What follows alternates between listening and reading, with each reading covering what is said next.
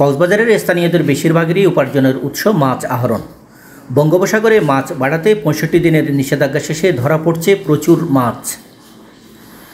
কক্সবাজার মৎস্য অবতরণ কেন্দ্রে বড় বড় ইলিশসহ নানা প্রজাতির মাছ নিয়ে একের পর এক ট্রলার ভিড়ছে। তবে বৈরী আবহাওয়ার কারণে মাছ ধরায় কিছুটা বিঘ্ন ঘটছে। এবছরের মাছের সংখ্যা একটু কম, কিন্তু সাগরের আবহাওয়া বেশি খারাপ, এই জন্য আমরা সাগরে যাই ফিশিং করতে পারতেছি না। তাছাড়া আমাদের ৬৫ দিন যে অভিযানটা, এই অভিযানটার কারণে আমরা আইনগতভাবে মেনে চলতে হয়। আমরা ৬৫ দিনের অভিযান আমরা সাগরে যেতে পারি না, যাতে করে আমরা সরকারের আইনকে শ্রদ্ধা করি, সম্মান করি। আমরা এই জন্য নিষেধ করা হয়েছে, এই জন্য আমরা যাইনি।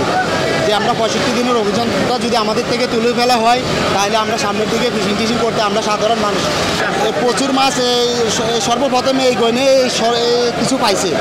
এর আগে ধরেন আমরা একটা বোর্ডে ৪ থেকে ৫ লক্ষ টাকার ৪ থেকে ৫ লক্ষ টাকার বাজার নিয়ে আমরা সাগরে যাই। যদি মাছ না নিতে পারি, সাগর থেকে ধরে না আনতে পারি, তাহলে এগুলো আমাদের লস হয়ে যায়। পরবর্তীতে আমরা বাজার করে আবার সাগরে যাইতে আমাদের থেকে অনেক কষ্ট হয়। এছাড়া মাত্র এই ট্রিপে কিছু মাছ গোল্লাম বাজারে কিছু মাছ পাইছিল, কেউ পাইছে কেউ পায় না, এরকম। আর যারা পায় না তাদের থেকে তো আবার মনে করা অর্থ ব্যয় করা লাগবে সাগরে যাইতে হলে।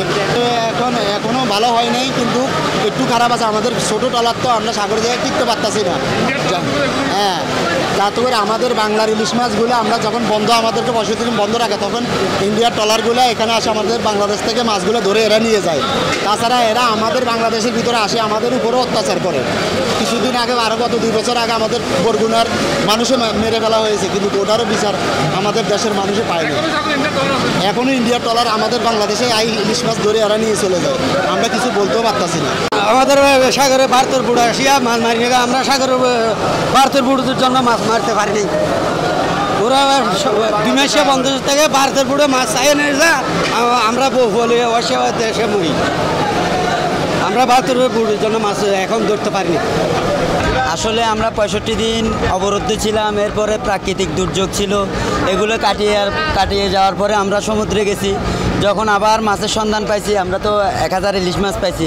তো এখন এসে দেখছি যে আমরা মাছের দাম পাচ্ছি না। এর আগে ট্রিপে বেচলাম ১৫০০ টাকা কেজি, এখন মাছের দাম বলতেছে আমাদেরকে ১১০০ টাকা কেজি। কিন্তু ১,০০০ মাছ বিক্রি করে আমরা কি আবার সাগরে যেতে পারবো? তারপরে দেখা যাচ্ছে আমাদেরকে এখানে অবরোধ, যেটা ৬৫ দিন অবরোধ, এটা সারা বাংলাদেশ ব্যাপী দিতে হবে। শুধু বাংলাদেশে দিলে হবে না, এটা মায়ের মাথায় দিতে হবে, ভারতেও দিতে হবে, তাহলে এই অবরোধটা কার্যকারী হবে। এখানে দেখা যাচ্ছে চাঁদপুরে বন্ধ দিছে, কক্সবাজারে খোলা, কক্সবাজারে বন্ধ দিছে, চাঁদপুরে খোলা। এরকম হলে তো এটা বন্ধ হলো না। বন্ধ দিলে একযোগে সারা বাংলার দিন। আবার এক জাতীয় কিছু ট্রলিং আছে, আমাদের দেশ থেকে অনেক মাছ বিলুপ্ত হয়ে গেছে। আজকে গেলে কালকে ২,০০০-৫,০০০ ইলিশ মাছ পাইছি। এখন ১১ দিন পরে আসছি, আমরা মাত্র ১,০০০ ইলিশ মাছ পেলাম। তাহলে তুলনামূলক মাছ কমে গেছে আমাদের সাগর থেকে। আমাদের জেলেদের জোর দাবি যেন আমরা সাগরে নিরাপদভাবে মাছ মারতে পারি। বাইরের ট্রলিং, বাইরের কোনো জাহাজ যেন আমাদের জলসীমার মধ্যে এসে মাছ ধরতে না পারে, এটা আমাদের প্রাণের দাবি। বড় আকারের ইলিশ কক্সবাজারে ১৬০০ থেকে ১৮০০ টাকা কেজিতে বিক্রি হচ্ছে। ট্রলার মালিকরা বলছেন, তেলের দাম না কমায় সুবিধা করতে পারছেন না তারা। একটা ট্রলার সাগরে যাইতে মিনিমাম ৫.৫ লক্ষ টাকা থেকে ৬ লক্ষ টাকা খরচ হয়। যদি মাঝের মধ্যে আমরা একটা ট্রলার যখন ঘাটে আসে, আবহাওয়ার খারাপের কারণে, ডাকাতের কারণে যখন আসে, তখন একটা ট্রলার থেকে আমরা ২ লাখ ২.৫ লাখ টাকা মাছ বিক্রি করি। তখন আমাদের একটা ট্রলারের মধ্যে ৪ লক্ষ টাকা আমাদের গায়ে ভাঙতে থাকে। তো এই পরিমাণ যদি ২-১ টিপ যদি ভাঙতে থাকে, তাহলে আমাদের ট্রলারগুলো আর সাগরে যাওয়া সম্ভব হবে না। কত লাখ টাকা একজন বুট মালিক গুণাগারি দিতে পারে। সেজন্য বলবো, অন্ততপক্ষে দেশের মানুষের চাহিদা মিটিয়ে কিছু মাছ যদি বাইরে যেতে দেওয়া হয়, তাহলে মোটামুটি আমরা কিছুটা হলেও আমরা মোটামুটি ব্যবসা করতে পারবো। আমরা এখন ইলিশ মোটামুটিভাবে, অন্যান্য বছর এই সময়ে ইলিশ মাছ ছিল প্রচুর, এই বছর ট্রলার বেশি কিন্তু মাছ কম। অন্যান্য বছর এই অবস্থায় একটা ট্রলার থেকে মোটামুটি কিছুটা আমাদের খরচ চলে আসতো। এই বছর শতকরা 80% আমাদের ট্রলারের মধ্যে এখনও লস। আশানুরূপ হিসেবে মাছ এখনও কম।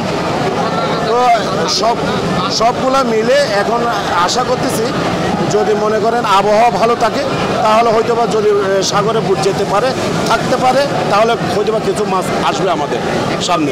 এখন আপাতত এই প্রথম সিজনে, এই সিজনের মধ্যে ডাকাতি হয় না, শীতকালে ডাকাতের উপদ্রব বৃদ্ধি পায়। অন্তর্বর্তীকালীন যে সরকার আছে, বর্তমানে বাংলাদেশ যে সরকার আছে, তাদের কাছে আমাদের জোর আবেদন থাকবে 65 দিনের বন্ডটা আমাদের ফিশিং বুট থেকে উইথড্র করা হোক। এটা আদৌ আমাদের জন্য বন্ধ না, এটা হচ্ছে ট্রলিংয়ের জন্য ছিল। ট্রলিংয়ের ঊর্ধ্বতন যারা কর্মকর্তা আছে, রাঘব বোয়াল আছে, তারা জোর করে আমাদের গায়ে এটা তুলে দিয়ে আমাদের জেলে ভাইদের কষ্ট দিচ্ছে। ভালো হলে তো মাছ ধরা যেত, মাছ মোটামুটি সাগর মাছ আছে, তবে ব্যবহার কারণে বন্দর পর থেকে ট্রলারগুলো সুবিধা করতে পারছে না, দু একদিন পর আবহাওয়া নষ্ট হয়ে যাচ্ছে। এখন যা আছে শুকরিয়া আল্লাহ, আলহামদুলিল্লাহ। তবে আমাদের একটাই সমস্যা, এই মাছগুলো ইন্ডিয়ার ট্রলারে বিভিন্ন মাঝবাল্লারা দুর্ভোগ আছে ইন্ডিয়ার ট্রলারগুলো এখানে নাটকের জন্য।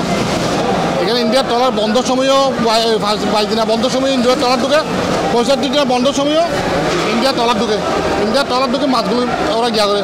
আর 65 দিনা বন্ধ, এটা বিশেষ করে গরিব গণ্যাদের কি ক্ষতি করতেছে বেশি। যারা গরিব গণ্যা মাঝিমাল্লা আছে তারা অনাহার থাকে, কষ্ট থাকে, বউ বাচ্চা নিয়ে, মানে খুব ক্ষুধার্ত অবস্থা। 3 মাস 65 মাস, প্রায় 3 মাস বউ বাচ্চা নিয়ে খুব কষ্ট থাকে। এটা আমরা দূরপূর্বক দাবি জানাবো, এই 65 বন্ধ এটার জন্য উদ্ধার করে সরকারে, আর একটু ইন্ডিয়ার ট্রলার জন্য না ঢুকে এটার জন্য নজরদারি রাখে একটু। এটা আমাদের অন্তর্বাণী সরকারের কাছে আমাদের সবার পক্ষ থেকে এটা জোর দাবি জানাচ্ছি আমি। ব্যবসায়ীরা মাছের দাম কম বলে দাবি করলেও স্থানীয় বাজারের চিত্র ভিন্ন। প্রচুর মাছ হচ্ছে আল্লাহর রহমতে, কিন্তু মাছের দাম পাওয়া যাচ্ছে না। বাইরে মাছ যাচ্ছে না, ইন্ডিয়াতে বিভিন্ন দেশে মাছ যাচ্ছে, সেজন্য মাছের প্রচুর দাম কমে গেছে। এই জন্য আর কি তেলের দাম একটু কমলে আমরা একটু স্বস্তি পেতাম আর কি। ইলিশ মাছের দাম এখন প্রচুর কমে গেছে, শতের প্রতি প্রায় 20-30-50 হাজার টাকার মতো কমে গেছে। যে মাছ আমরা 1.5 লাখ টাকার উপরে বেঁচে, সেই মাছ 1 লাখ টাকা হয়ে গেছে, 1,10,000 টাকা হয়ে গেছে। তেলের দাম কমতেছে না, মাছের দাম কমে গেছে। বাইরে মাছ যাচ্ছে না, কিন্তু মাছের দাম পাওয়া যাচ্ছে না। তেলের দামটা বৃদ্ধি হয়ে গেছে, 108 টাকা তেল। যদি 180 টাকা তেল হয় আমরা মোটামুটি পোষাইতে পারবো, বাইরে মাছ না চাইলেও চলবে। জেলেও ট্রলার মালিকদের অভিযোগ, মাছ আহরণে 65 দিন নিষেধাজ্ঞার সময় অন্য দেশের ট্রলার বাংলাদেশের জলসীমায় এসে মাছ নিয়ে যায়। তাই এ ব্যাপারে কঠোর নজরদারির দাবি জানিয়েছেন তারা। ইলিশ নিয়ে সাগর থেকে এভাবে আসছে ট্রলারগুলো। এই জেলেরা বলছেন, বিদেশি অনেকগুলো ট্রলার এখনও বাংলাদেশের জলসীমায় প্রবেশ করে বাংলাদেশের মৎস্য আহরণ করে নিয়ে যাচ্ছে। বর্তমান সরকার যেন এই বিষয়টাতে হস্তক্ষেপ করে, এমনটাই দাবি এসব জেলেদের। কক্সবাজারের মৎস্য অবতরণ কেন্দ্র থেকে সরোয়ার আজম মানিক, চ্যানেল আই।